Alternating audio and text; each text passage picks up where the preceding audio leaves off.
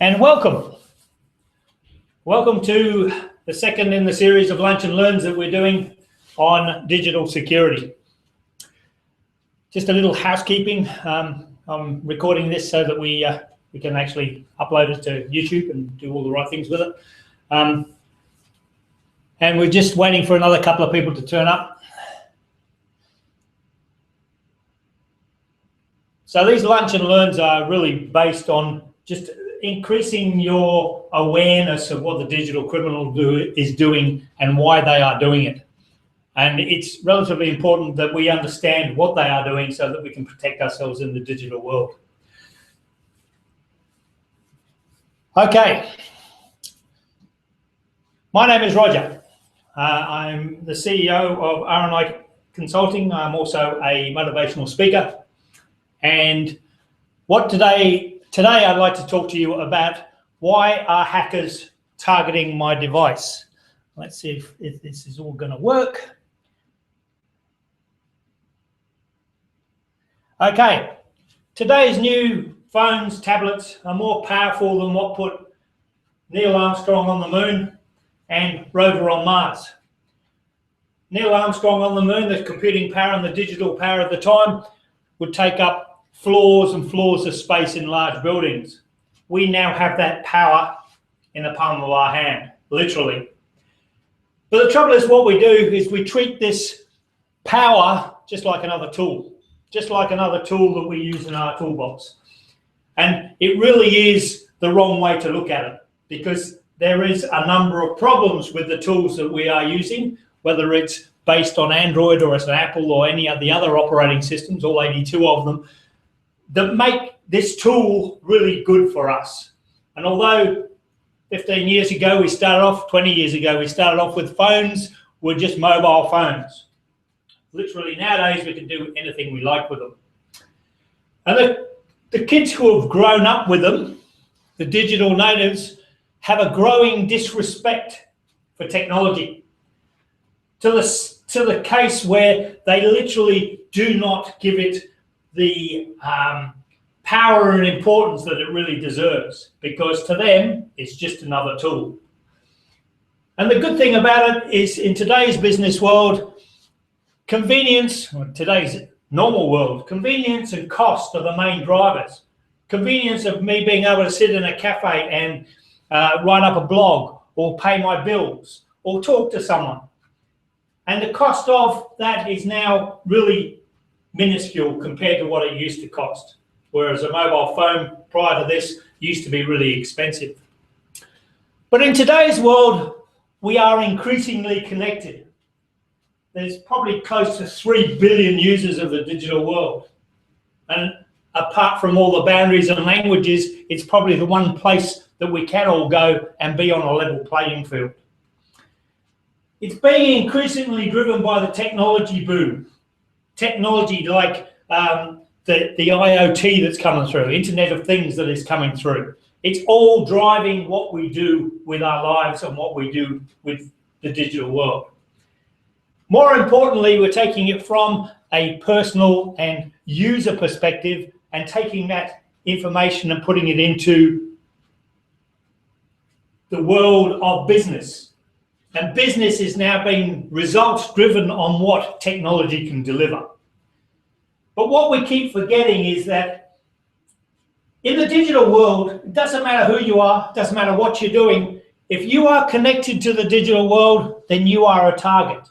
Everyone is a target in that respect, because you have to make sure that you are protecting yourself, your device, and in the business case, your clients and your intellectual property. But what we forget with technology is technology has faults. Technology has been created by humans. Humans make mistakes, therefore technology has problems with it.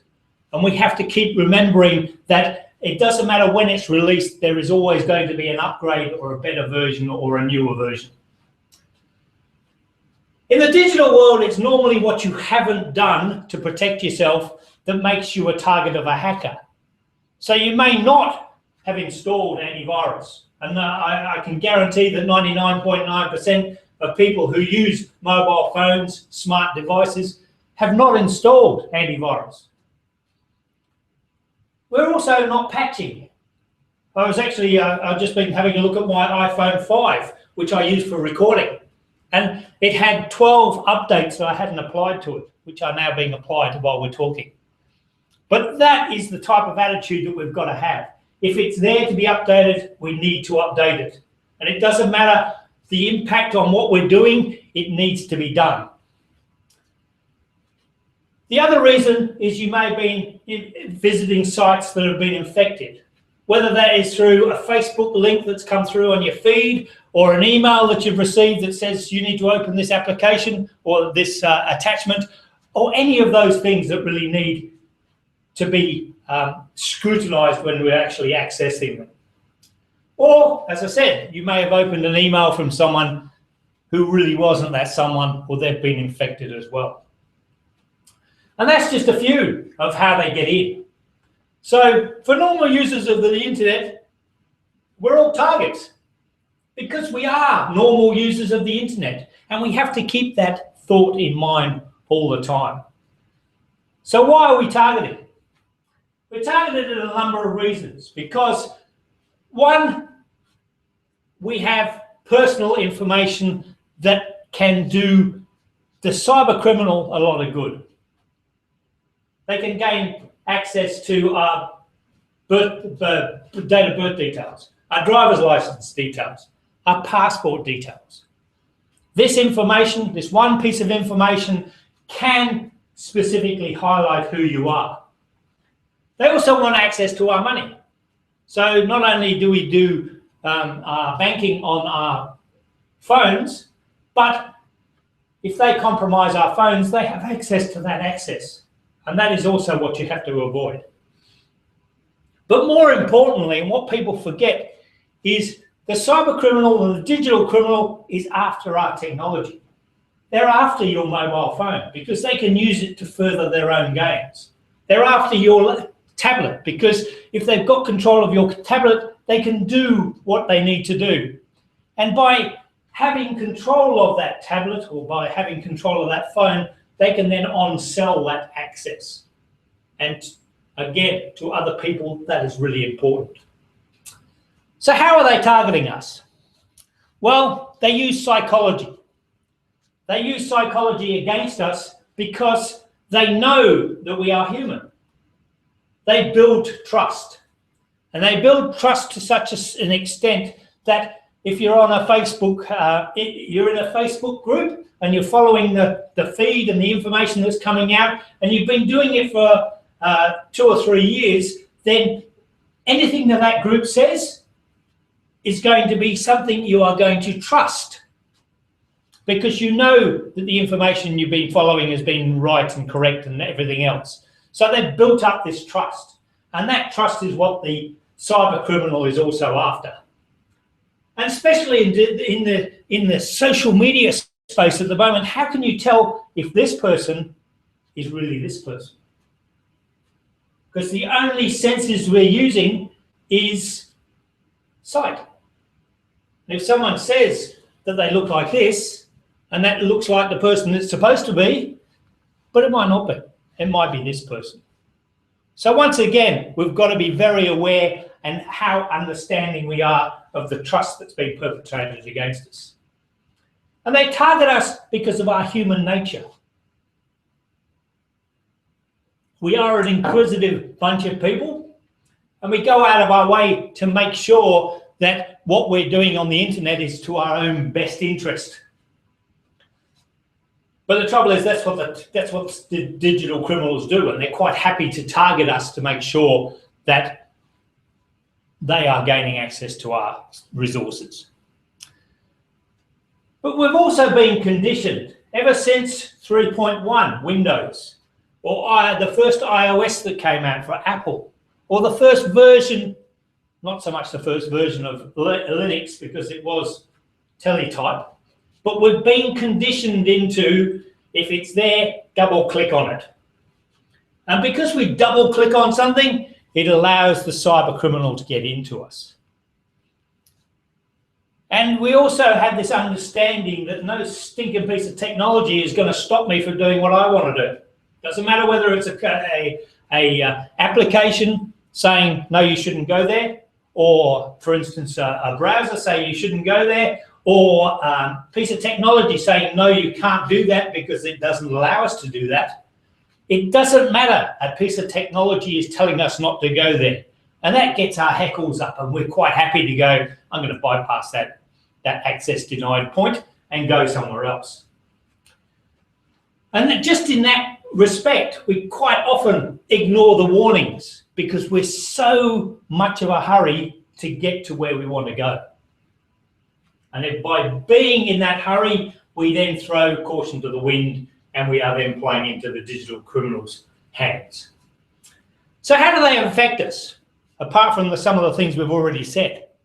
Well, the main delivery system for the cyber criminal and the digital criminal is email.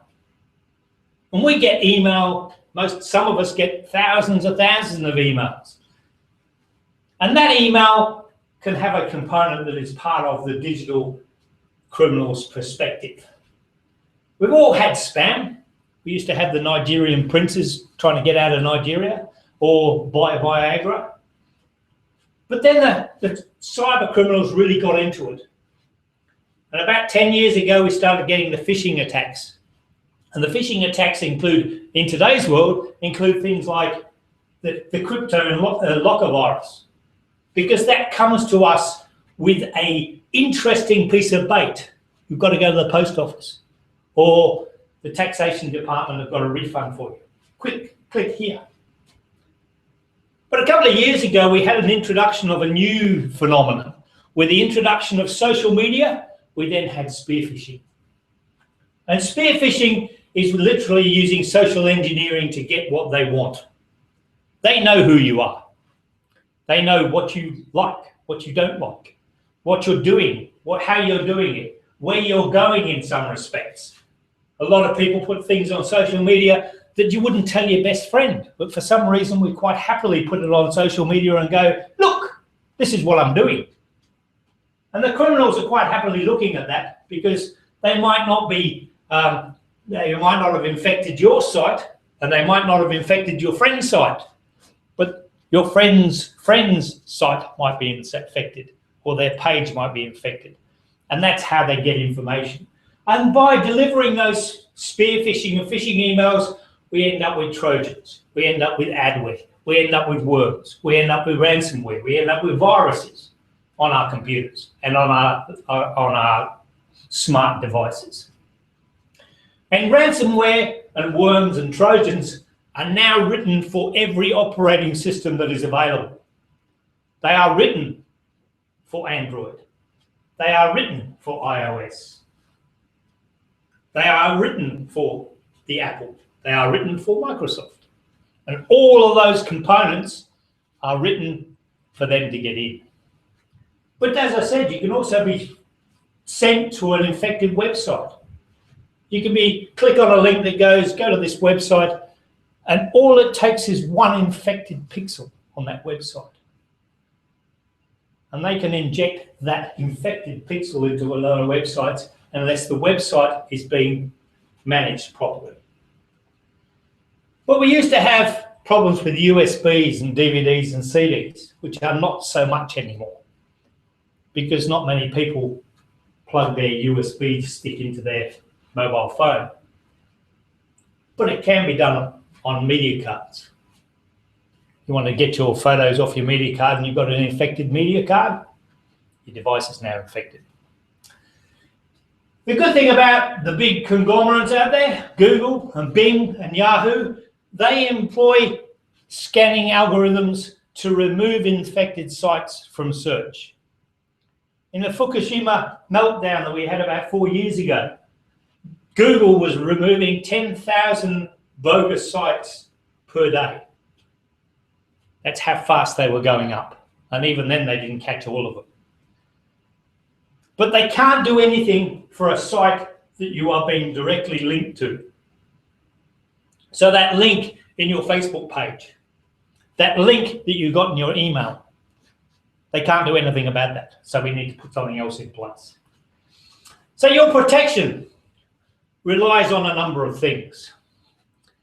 Relies on having some sort of antivirus. Because if you have some sort of antivirus, then it's going to catch 99.9% of the things that may be able to infect your computer. And it will come up and go, we have a problem. Do you want to install this? And if you've got any brains, you'll say no. But a lot of, again, going back to the original thing, no stinking technology is going to tell me not to install something, and they install it anyway. As I said previously, we need to patch, we need to update, and we need to upgrade. I've seen people with mobile phones that are still using iOS 4, where we're on iOS 9. We're still using applications or apps on phones that have not been updated in 2 or 3 years. So you need to make sure that if it comes up and says you need to update it, that you do it in a regular time. One of the things about mobile phones is they are mobile. They are so easy to leave on the desk and someone else walk away with it. And there goes your photos of your girlfriend. Or in my case, my videos of my granddaughter. All of that is really interesting. All of that is really important to me. Might not be important to anybody else. All those contact details you've had on your phones for the last 10 years. What happens if you lose it? You lose it. And being in the digital world, when the device stops working, then you have a major problem. But one of the things that we like to teach people is you need to be paranoid. You need to be fully aware that everybody in the digital world is out to get you. Out to get you to such a level where they will try and steal everything they can from you. And by doing that, if you are paranoid, then that split second before you go click on the link or download that application or talk to someone on Facebook, you are thinking that, am I sure?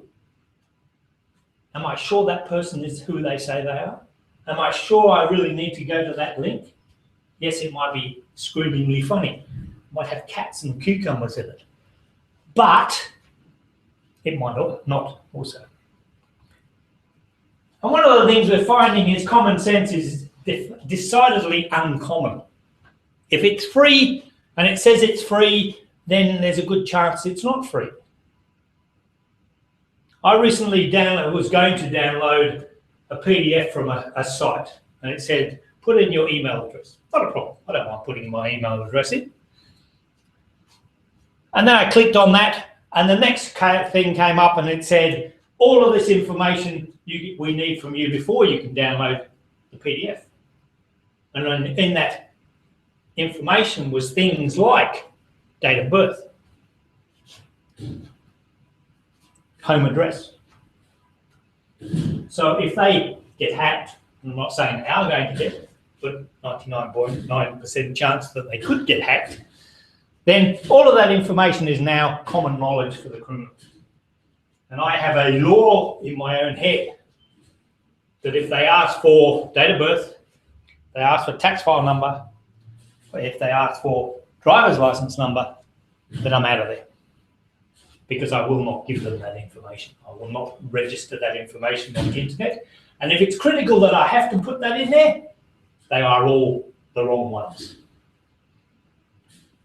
Because to me, that information is really important to who I am. So, thank you very much for the lunch and learn today. If you want more information, please contact us. You can contact us at support@rniconsulting.com.au, or you can give us a phone call, or you can go to our website and fill in the contact form. We will not ask you for anything in particular, just using first name, last name, email address, and what your question is. So thank you very much. Are there any questions? Great. I'm just going to, although this is a lunch and learn, when I close this down, you're going to get redirected to our thank you page. If you can complete the regular survey that we have at the end of it, please do. Again, no critical information, just your first name and last name and email address, and your answers to 5 simple questions. So thank you very much.